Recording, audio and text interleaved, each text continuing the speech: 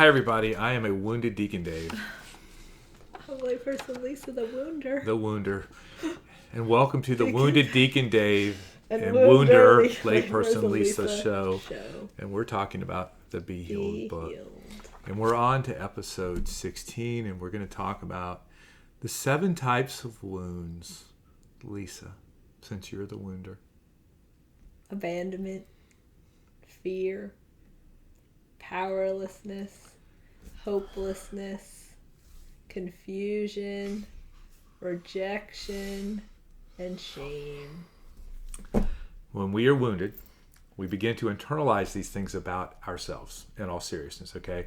And this does often deeply affect our identity. Oh, yeah, it really does. Yeah, while our mind says that we're beloved children of God, our hearts believe a different message. Yeah, which is something we mentioned a few episodes ago.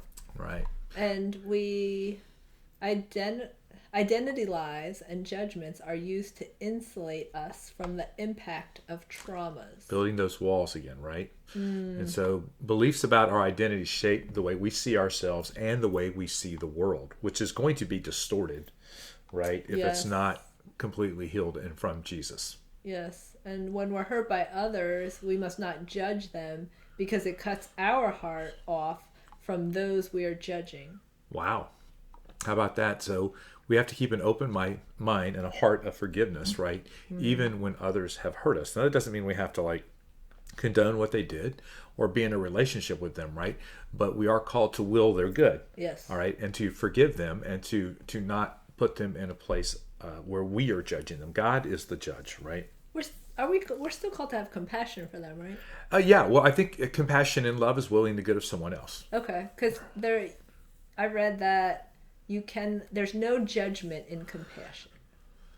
I would agree with that. Yeah. I would agree with that. And I think so often people think, well, you want me to love someone who's really hurt me? And so they take love more in a secular, worldly sense instead of just recognizing, that St. Thomas Aquinas said, that love is willing the good of the other person. So I want what is best for this person because I know that what they have done is wrong and the way they're living their life is disordered. And so I would ask that God would come in, right, and help their life to be conformed to His will. Right.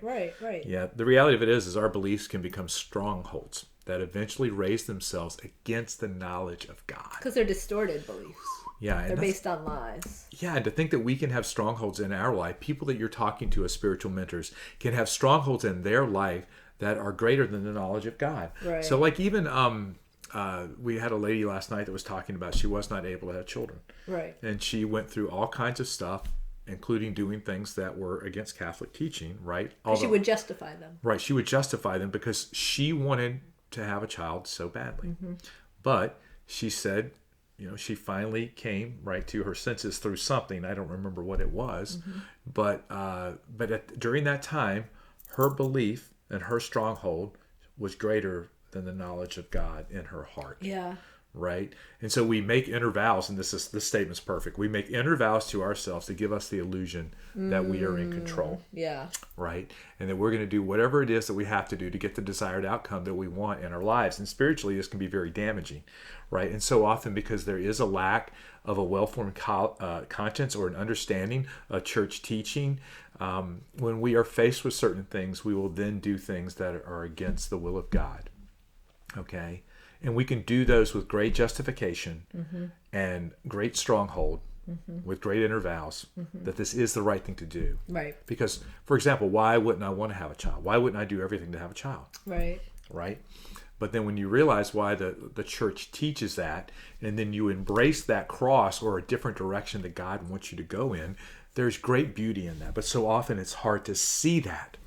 And that's why intimacy with Jesus is so important in dealing with all of this stuff. And it's the very foundation of every program we do, right? Whether it's Encounter or EC or SMP, everything, the foundation is the same for all of them. Intimacy with Jesus. Right.